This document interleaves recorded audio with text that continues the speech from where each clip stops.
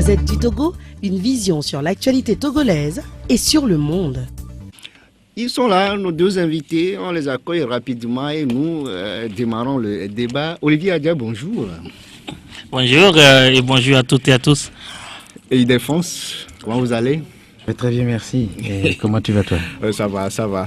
On va commencer avec la presse, les journalistes. C'est vrai que cette semaine, on était tellement sollicités de gauche et à droite avec les institutions, mais on va parler de cette activité qu'organise le CONAP, les journées portes ouvertes de la presse togolaise, la 5e édition. Cette année, elle sera délocalisée sur Sokore, la région centrale du pays. Olivier, vous faites partie du bureau du CONAP, de l'actuel bureau, voudrais-je dire.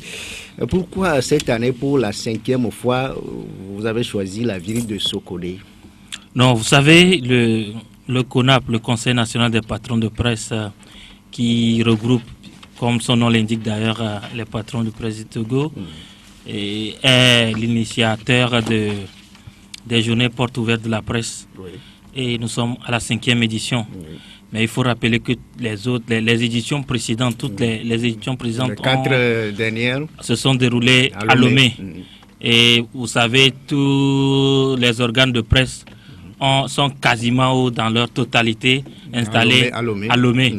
Donc, il fallait donner aussi l'opportunité aux populations de l'intérieur du pays de découvrir d'abord les hommes et femmes de médias qui animent les médias au Togo et qu'ils écoutent, parce que certaines radios de la place sont reprises par les radios de l'intérieur du pays.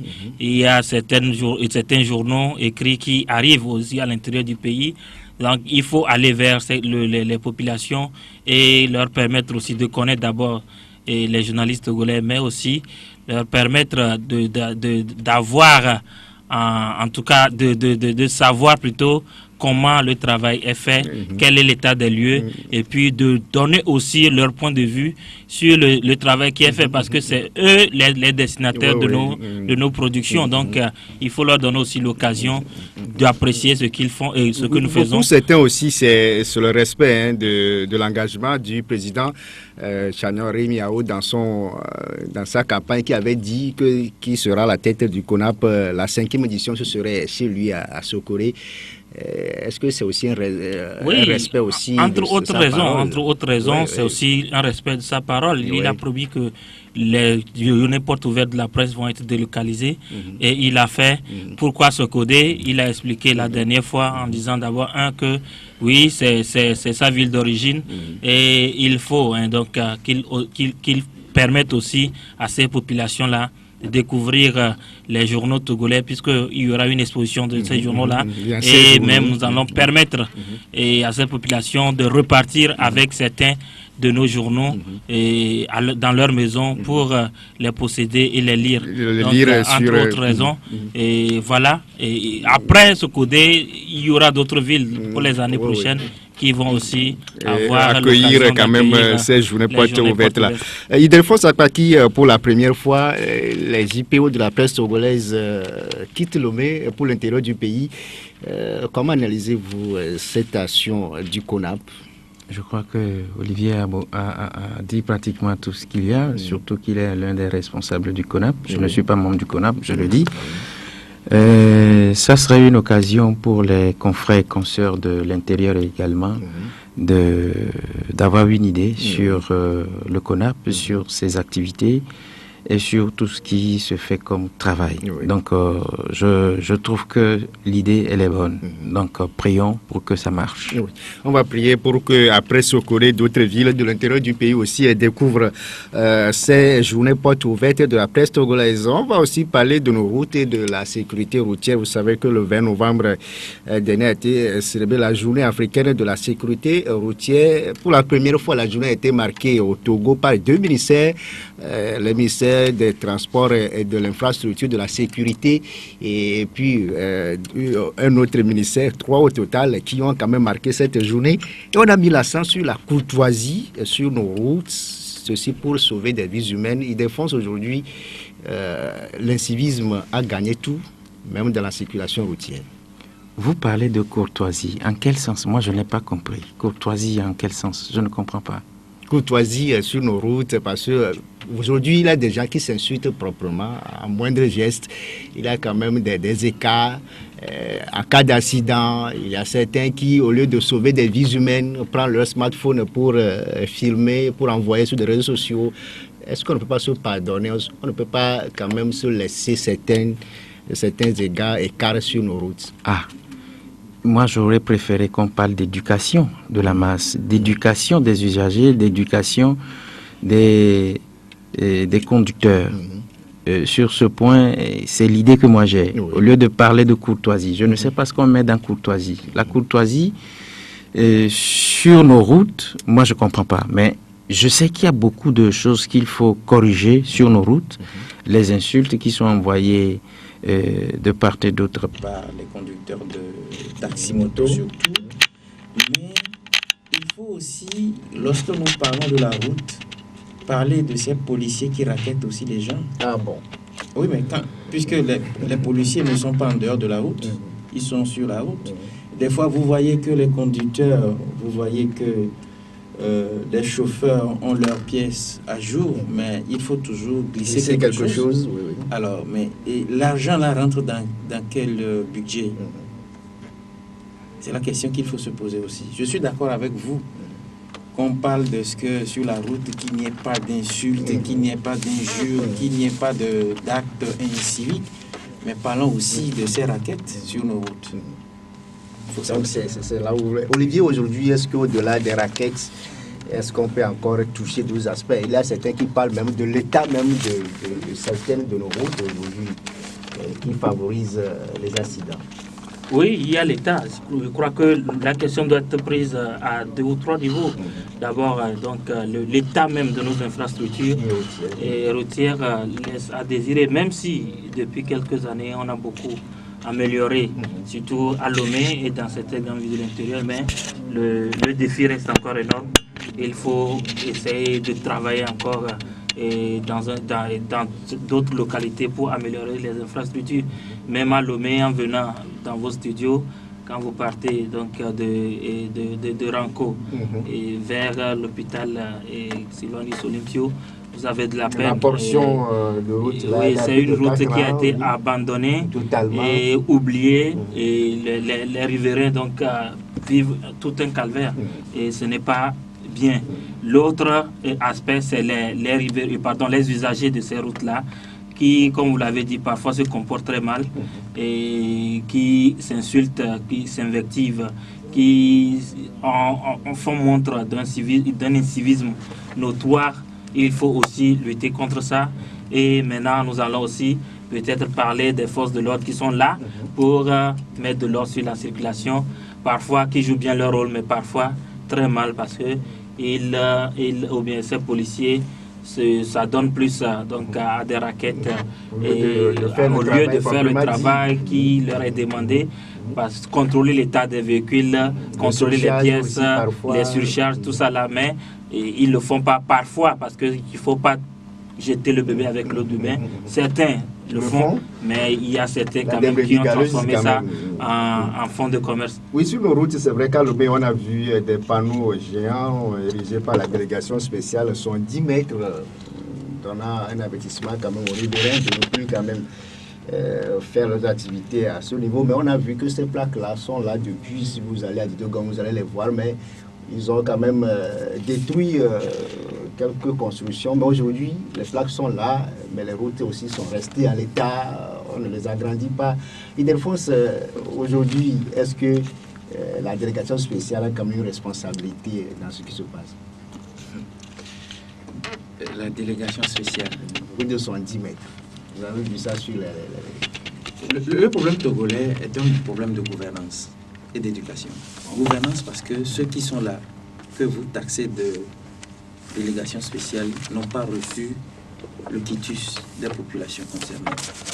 Alors, j'ai même appris que dans certaines localités, ces présidents de délégation, il y a certains qui sont morts. Et donc, les enfants sont là à signer les papiers. Donc, ce qui veut dire qu'il se pose un problème de gouvernance. Des élections locales? Oui. Là où les élections locales sont les bienvenues. Problème de gouvernance. Mais au-delà de cela, vous parlez de panneaux. Entre panneaux et éduquer les populations, qu'est-ce qu'il faut prendre? Il faut opter pour quoi? Vous pouvez avoir des panneaux là, mais quand vous n'éduquez pas les populations, elles ne peuvent pas comprendre, elles ne peuvent pas savoir.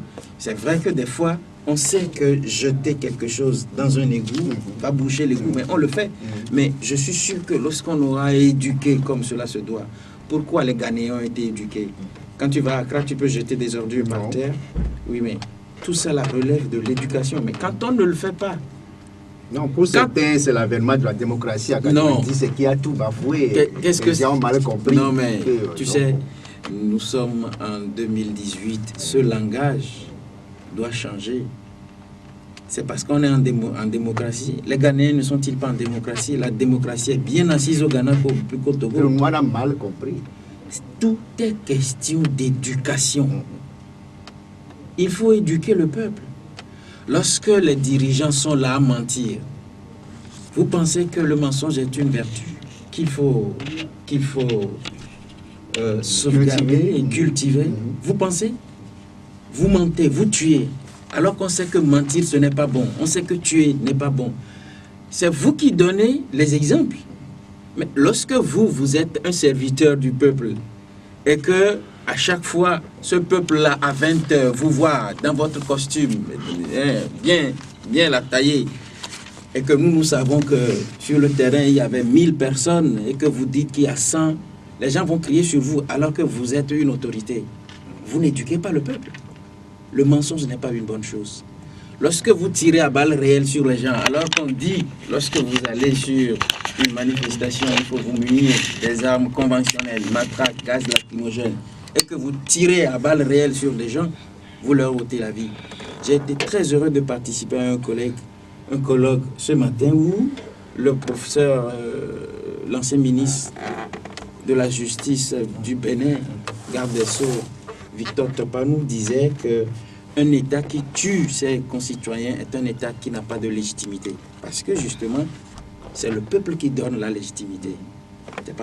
Ce ne sont pas de bonnes choses. Je suis désolé. Donc aujourd'hui, vous voulez qu'on revienne sur l'éducation civique à l'école, parce qu'aujourd'hui, c'est facultatif ailleurs. Donc bon, aujourd'hui, il faudrait qu'on introduise l'éducation civique comme on l'avait fait quand même.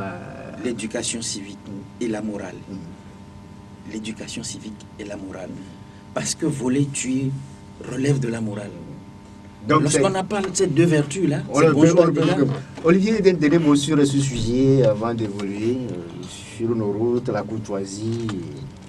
Non, ça va de soi. Il faut peut-être travailler à ce que la courtoisie revienne. Le Togolais n'est pas né incivique, mais le Togolais est devenu incivique par la force des choses. Et je crois qu'il y a un travail qui a été entamé par le ministère de la Communication et à l'endroit avec les médias. Et j'estime que ça va porter ses fruits, mais ce n'est qu'une goutte d'eau dans la mer.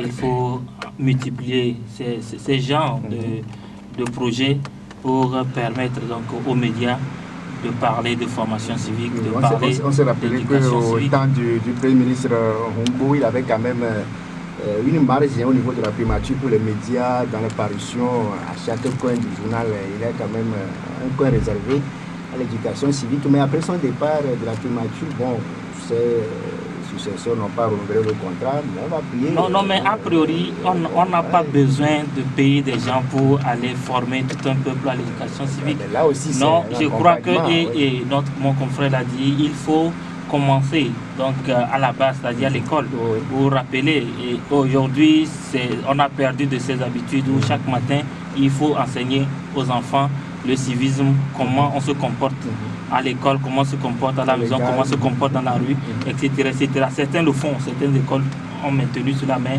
ce n'est pas à une grande échelle, si bien que le souci est toujours là.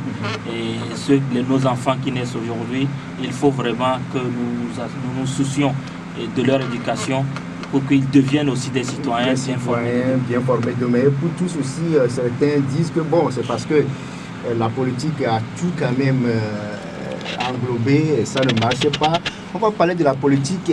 Il faut cette semaine, les choses ont encore très vite progressé en matière d'organisation des élections. On a vu du côté de l'État, on met tout en œuvre pour le 20 décembre prochain. La dernière, c'est un conseil des ministres hier où on a quand même pris un décret sur le financement public des partis, 200 millions de francs CFA.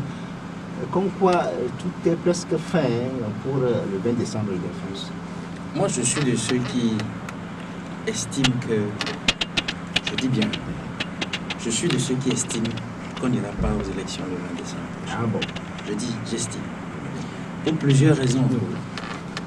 Parce que, justement, je ne suis pas tellement sûr. Lorsque je me réfère à la loi électorale qui est encore en vigueur au Togo, je ne suis pas sûr. Lorsque je me réfère à la feuille de route et au relevé de conclusion du comité de suivi, je ne suis pas sûr. Je m'explique.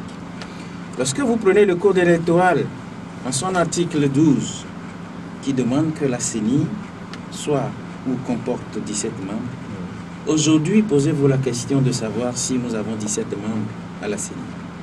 Première remarque. La deuxième remarque, lorsque vous prenez l'article 14, qui demande que les membres désignés, c'est-à-dire ceux-là qui doivent normalement siéger à la CENI, conformément à l'article 12 que je viens de citer, ces gens-là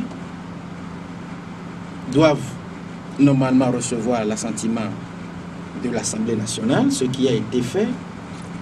Mais ce qui me paraît un peu bizarre au regard de la loi électorale, c'est que on nous dit que ces membres, leur nom doit figurer dans le journal officiel selon la procédure d'urgence. Vous avez lu leur nom dans le journal officiel. Et puis, ils doivent prêter serment. Vous les avez vus prêter serment? Alors, au regard de la loi électorale, c'est ça, c'est ce que je viens de dire. On a demandé à ce qu'ils viennent prêter serment. C'est eux-mêmes qui ont dit qu'ils ne vont pas aller. Oui, ils ont dit qu'ils ne vont pas aller parce que leur nom n'est pas encore figuré dans le journal officiel. Vous savez, ce qu'on appelle par journal officiel, c'est ce bulletin d'une république donnée dans lequel les grandes décisions sortent.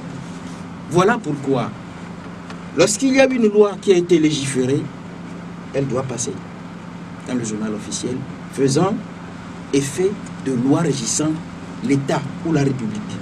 Mais ceux qui vont aller à la CENI, lorsque vous prêtez serment, ce qui veut dire qu'on vous confie une tâche nationale.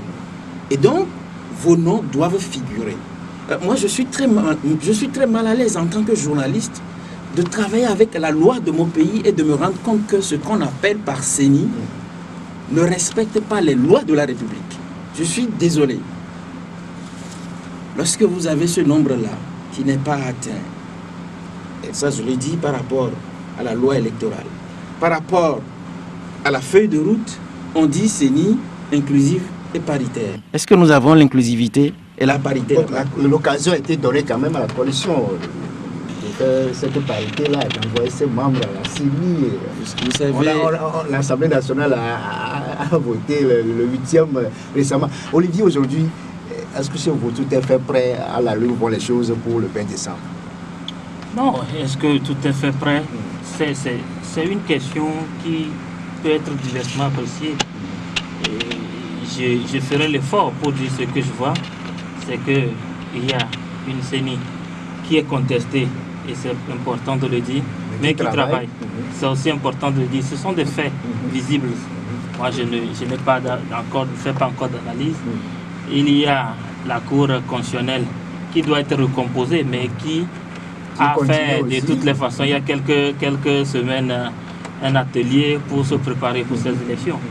Il y a, je crois, la HAC, donc, qui est en train de communiquer, de rencontrer les leaders des partis politiques et formations politiques, des médias, pour, dans le cadre de ces élections. Il y a eu un recensement qui a été boycotté. C'est aussi un élément à prendre en compte. Mais qui, quand même, est pris en compte par la CENI actuelle.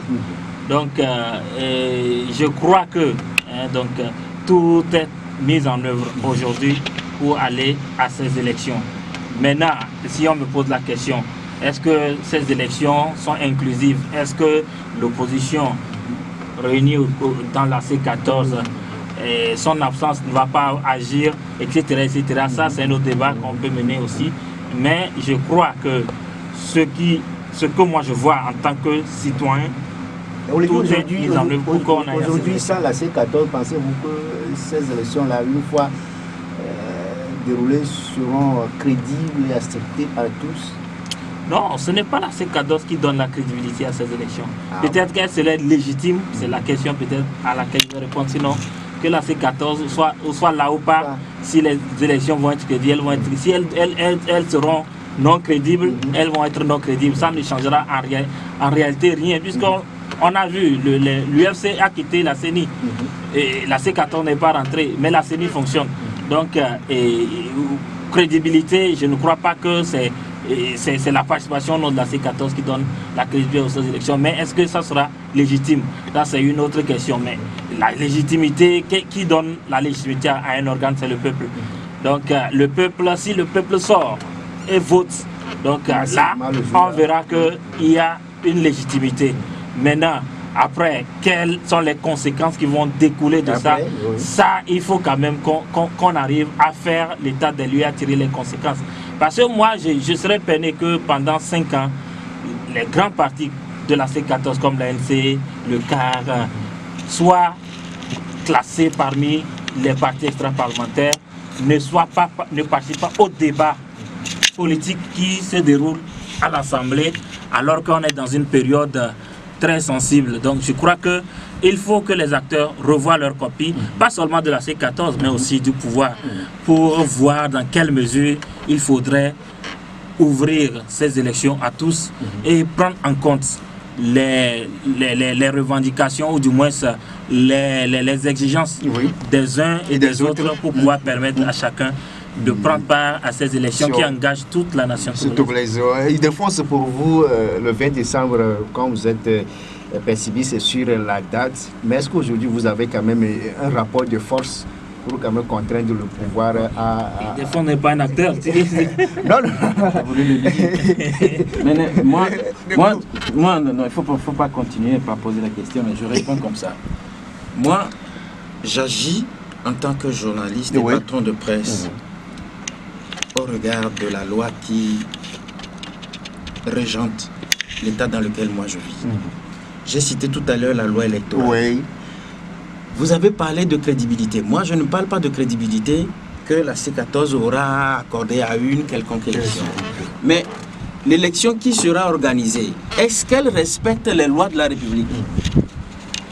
Est-ce que la CENI qui fonctionne aujourd'hui, son mode de fonctionnement respecte le code électoral? J'ai cité au moins 2 articles. On n'en a pas trouvé. J'ai pris en compte également la feuille de route de la CEDEAO. On n'en a pas trouvé.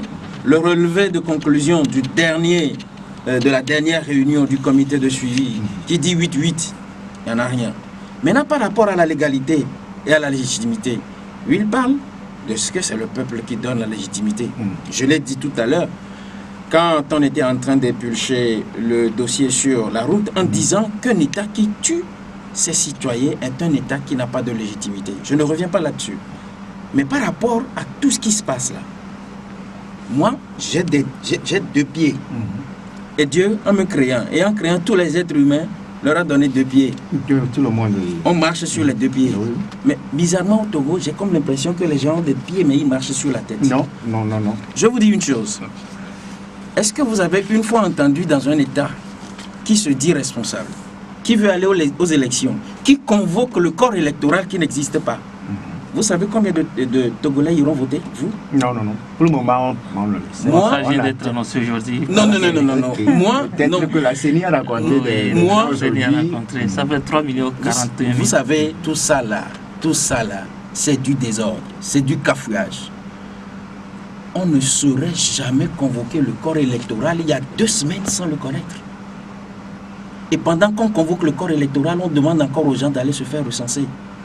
La loi électorale ne le dit pas comme ça. Je suis désolé. Mais on avait quand même connu un moment exceptionnel. Quel moment exceptionnel? Il y a certains membres qui ne sont pas enrôlés, on leur a accordé 3 jours. Nous avons 2 pieds. C'est avec les pieds qu'on marche. On ne marche pas avec la tête. Vous comprenez? La loi dit, lorsque vous n'avez pas le nombre d'électeurs, vous ne pouvez pas convoquer le corps électoral. Maintenant, vous parlez de réformes. Il a cité tout à l'heure, parce que je notais les réformes qui doivent toucher la Cour constitutionnelle. Est-ce que vous l'avez fait? Parce que cette institution, elle a pour rôle d'enregistrer les candidatures. Elle a pour rôle de donner les résultats définitifs. Mais vous l'avez déjà réformé. Lorsque la CENI demande à ce qu'on dépose les candidatures, et puis il y avait eu une aberration. On a demandé dans un communiqué... Aujourd'hui, selon vous, il faudrait quand même refaire tout ça avant d'aller... Je ne dis pas ça. Pour avoir une bonne élection, si on vous... Je ne dis pas qu'il faut refaire, mais je demande si la loi a été respectée. Oui, maintenant, pour respecter la loi, il faut corriger tout. Non, il faut corriger. Moi, je ne suis pas un acteur. Je suis un journaliste. Je constate, au regard des lois qui régissent l'État togolais, au regard, parce que nous sommes arrivés à un moment où il y a eu une crise, où, excusez-moi,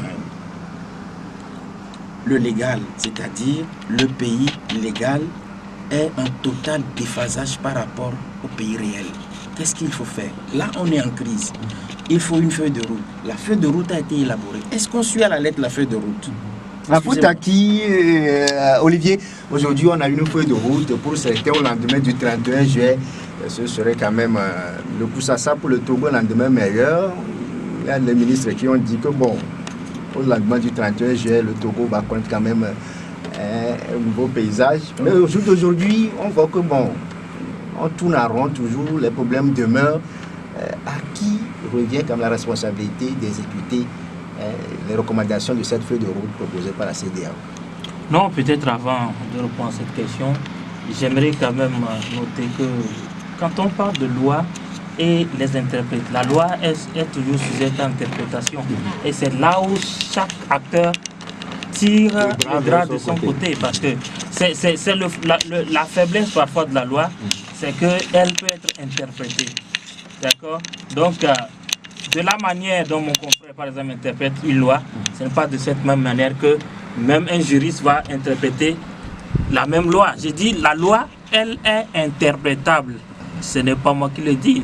Les juristes sont là pour savoir que les avocats, tout ça là, ils interprètent chaque jour la loi. Et c'est pourquoi ils ne s'entendent pas. Non, je ne refuse pas. Et c'est pourquoi parfois ils ne s'entendent pas sur la même loi. Parce qu'on a une loi, cet avocat-là va dire que ça veut dire ceci, l'autre viendra te dire que non, ça veut dire le contraire. Donc c'est une parenthèse pour dire que la Bible, comme les lois de toutes des nations, elles peuvent être interprétées de façon diverse et parfois même divergente. Maintenant, est-ce que vous m'avez posé une question? La feuille de route aujourd'hui, on a cru qu'avec cette feuille de route-là, on dira à certains problèmes. Mais on remarque qu'aujourd'hui, on tourne en rond toujours. Non, mais le Togo est un abonné donc des problèmes. On a l'impression qu'on ne veut pas laisser les problèmes de côté. Moi, j'ai résumé la situation togolaise à une seule question, c'est la question des réformes. C'est tout. Si les réformes sont faites, elles sont bien faites, je crois qu'aucun Togolais n'a même pas besoin de sortir dans la rue, parce que c'est ça, hein, au fond, quand vous faites vos investigations, et les enquêtes de terrain, c'est que les Togolais ont soif de réforme. Et peut-être par ricochet d'alternance, parce qu'on estime que la meilleure façon d'arriver à cette alternance, c'est de permettre aux lois donc de le faire et ne pas passer vers l'anarchie. Donc j'estime que les réformes doivent être faites, elles doivent être bien faites. Et lorsqu'elles seront bien faites, il n'y a plus de problème. Même je me demande si... Olivier, c'est vrai que le gouvernement même a dit que ces réformes seront faites avant le 20 décembre. Mais on a vu que, bon, l'autre fois, 2 textes se sont retrouvés à l'Assemblée nationale, celui du gouvernement et celui de l'expert de la CEDEAO, le professeur Alioune Badara Fall. Mais, curieusement, il y a une incompréhension autour de ces 2 textes-là. Et puis, les députés se sont séparés encore en cause d'opposition. Pour certains, quel sort réservons-nous à ces réformes-là? Non, les réformes auront lieu. C'est-à-dire, le calendrier de la CEDEAO fixe les réformes au plus tard au 30 novembre de cette année. C'est-à-dire, c'est la CEDEAO, au moins la CEDEAO a eu le courage de fixer deux calendriers, celui des élections législatives et celui des réformes. Donc, on a encore une semaine. On est dans le délai. On est dans le délai. La recomposition de la Cour constitutionnelle fait partie intégrante de ces réformes. Donc, on n'a pas encore dépassé ce délai. Donc, vous avez foi qu'on aura quand même... J'ai foi parce que, en réalité, normalement, c'est les acteurs du pouvoir comme de l'opposition devraient se revoir donc, dans un cadre informel pour discuter de la proposition. Parce qu'il ne faut pas oublier, le travail du professeur Alioune et Badara Fall est une proposition. Et une proposition a ceci qu'elle peut être améliorée ou retouchée. Mais elle ne peut pas être retouchée par une seule partie, puisqu'il y a deux ou plusieurs parties qui sont engagées dans la crise togolaise. Donc le gouvernement et l'opposition devraient travailler là-dessus.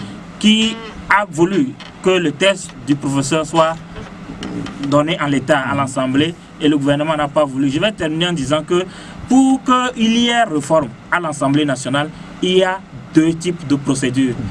D'abord, ça peut passer par une proposition de loi qui doit être faite par les députés ou soit par un projet de loi qui est fait par le gouvernement. Donc, on ne peut pas prendre la proposition de l'expert et aller déposer ça sur la table des députés. Mais ça doit passer soit par le gouvernement qui porte ça et qui transforme ça en projet de loi, ou soit par les députés qui doivent transformer ça en proposition. Donc, normalement, c'est ce que le gouvernement a fait, mais il fallait travailler avec l'opposition et s'entendre là-dessus sur le minimum avant d'aller. Ildefonse, est-ce que vous avez compris la nouvelle brouille entre les députés de la majorité présidentielle et ceux de l'opposition sur les députés à l'Assemblée nationale?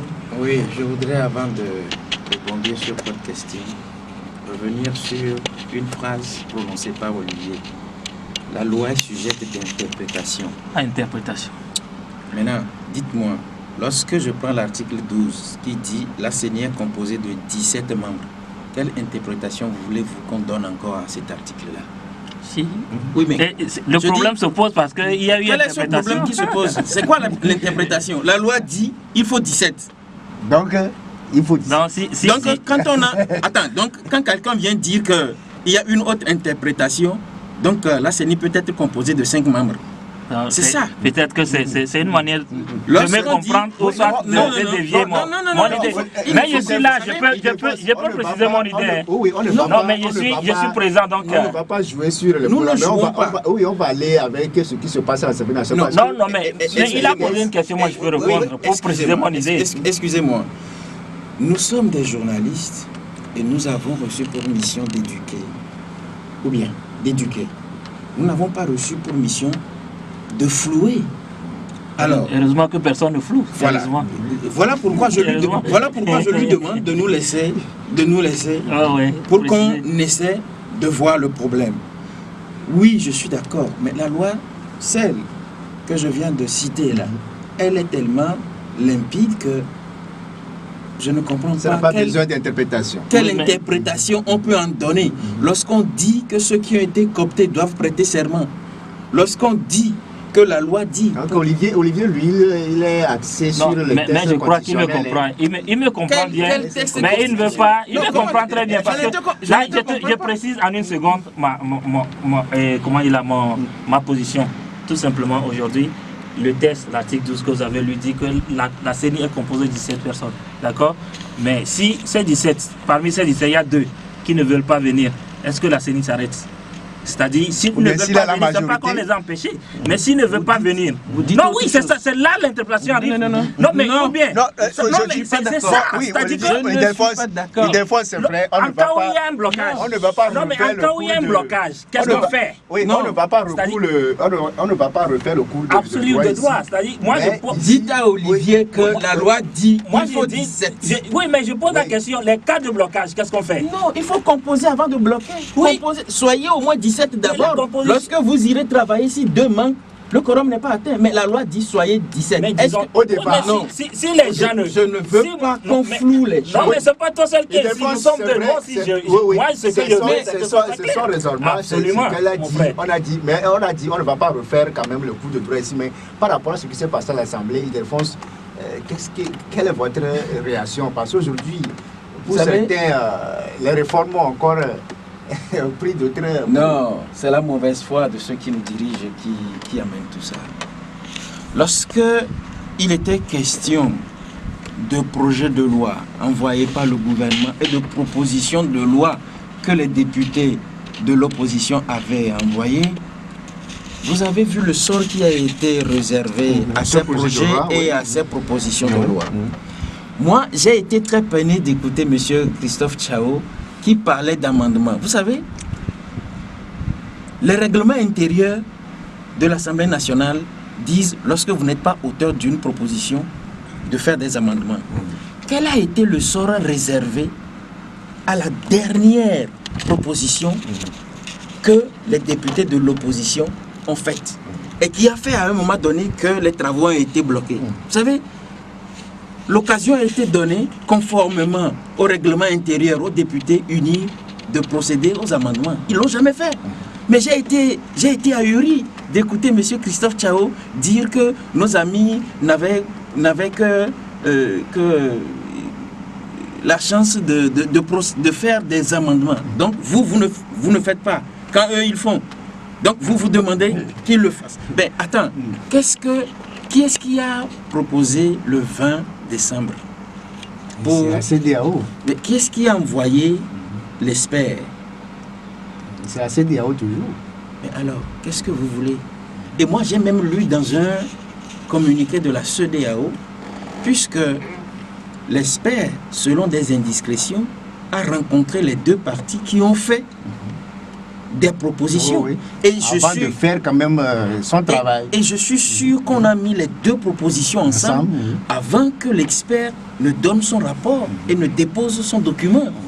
Alors, si par le passé, les deux parties n'étaient pas arrivées à se comprendre parce que d'un côté, certains ont violé les règlements intérieurs, n'ont pas voulu faire des amendements, de l'autre, ceux-là disent, mais si vous refusez, voilà, nous aussi on ne marche pas. Et qu'un arbitre est arrivé, il a fait un travail. Ce travail, nous le considérons comme le fruit du consensus des deux parties. Comme l'a dit les députés de l'opposition, c'est vrai qu'ils demandent quand même une quarantaine d'articles à revoir, mais quand ils se disent que bon, ils sont dans une crise, au moins les trois, il faut laisser passer. Il faut prendre ça d'abord, mais ils s'étonnent que bon, même au-delà de ça, la majorité ne veut pas. Moi je ne marche pas. Vous parlez quand même d'une mauvaise foi de la part de la majorité. Oui, j'ai dit tout à l'heure. Mise en œuvre des réformes. J'ai dit tout à l'heure que nous avons des pieds. Mais bizarrement, certains Togolais marchent sur la tête. C'est très clair. On vous dira tout à l'heure que ça là aussi, c'est sujet à interprétation. Non, attendez, vous allez voir. Non, c'est pas ça. Attendez. Non, c'est pas ça, Olivier. Attendez, vous allez voir. Olivier, aujourd'hui, pour certains Togolais, c'est que c'est le chef de l'État quand même qui doit clarifier sa position par rapport à ces questions de réforme. Est-ce qu'aujourd'hui, tous les regards sont tournés vers le chef de l'État qui doit quand même faire le déclic? Oh non, mais je crois que de toutes les façons, le chef de l'État n'est pas le seul acteur de la crise. Il y a d'autres acteurs. Et il faut dire que je vais faire un détour en disant que mais le mot interprétation, ce n'est pas moi qui l'ai créé, c'est un mot français. Non, on va évoluer. Donc de toutes les façons, si j'utilise ce mot-là, bon, ce que ça, mon confrère... Vous ne réclamez pas la paternité du mot. Je ne réclame pas. Le dictionnaire est là et ça n'existe pas. Est-ce que c'est le chef de l'État qui doit quand même réagir par rapport à l'opérationnalisation des réformes, comme certains Togolais le disent? Non, mais il peut réagir, mais dans quel sens? Dans quel sens, si le chef de l'État sort et dit bon, je décide que voilà la proposition qui a été déposée par le gouvernement, qu'elle soit celle qui passe. Est-ce que c'est ça qui va changer et qui va faire plaisir aux chefs et aux Togolais parce que le chef de l'État parlait? Parce que parfois même le gouvernement avait envoyé un test à l'Assemblée et le même Assemblée a rejeté le test. Donc moi j'estime que nous sommes de grands hommes et de grandes femmes dans ce pays. Nous savons ce qui est bien et ce qui est mal. Et ce qui est bien pour notre pays, c'est que nous puissions sortir de cette et en tout cas de cette lancinante crise qui a assez duré. Et pour sortir de cette crise, moi j'ai qu'une seule remède, ce sont les réformes, et les réformes réalisées en profondeur concernant la question de la limitation du mandat du président de la République, le mode de scrutin à 2 tours et la recomposition, pourquoi pas, de la Cour constitutionnelle, parce que ce sont les 3 grands piliers que la CEDEAO a posés pour que nous puissions venir construire notre future constitution là-dessus. Maintenant, tout ce qu'on peut ajouter comme voilà, je ne dirais pas que c'est sujet d'interprétation, mais c'est la portion de phrase qui gêne, en aucun cas. Non, mais l'espère, moi j'ai toujours dit, cette portion de phrase ne devrait pas bloquer les choses, parce que le français est assez riche pour trouver des synonymes, beaucoup d'autres choses. L'espère a trouvé, nul ne peut, nul ne peut, voilà, donc il y a beaucoup de choses. L'espère a fait un travail de fond, même si ce travail doit être, moi, à mon avis, amélioré, retouché, mais pas par une seule partie. Pas les deux parties. Pas les deux parties, parce qu'il y a des éléments que moi je trouve un peu chrysogènes dans ce qu'il a proposé, même si ce n'est pas tout, il y a des éléments chrysogènes et ça peut être retouché. Pas par les deux parties et pas par une seule partie, mais par les deux parties et qui doivent aller ensemble vers l'Assemblée de Ildefonse, rapidement, on va parler des évêques qui se sont prononcés de nouveau, mais rapidement. Vous parlez du chef de l'État. Est-ce que c'est lui qui doit siffler la fin de tout ce qui se passe? Je vais vous dire que peut-être que je vais vous surprendre pour affirmer, je dis bien pour affirmer que peut-être que c'est lui-même qui manigance tout ça. Bon, nous on n'a pas l'information, on ne peut pas quand même confirmer. Je le dis comme ça.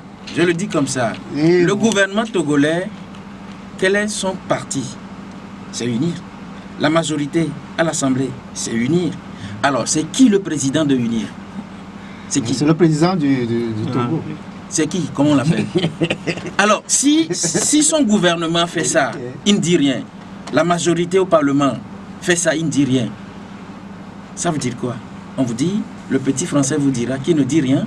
Consent. Donc ça veut dire que lui-même, il ne peut pas dire. Devant tout ça, les évêques du Togo prennent la parole et disent que bon, l'horizon n'est pas serein. Et si on organise des élections dans une telle situation, les mêmes causes vont produire, les mêmes effets vont produire les mêmes causes.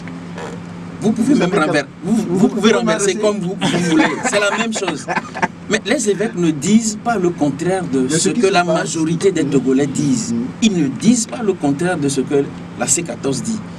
Vous avez écouté et vous avez lu le message des évêques qui parle d'un processus électoral unilatéral. Donc ce qui veut dire que cela ne respecte ni tout ce que j'ai dit tout à l'heure.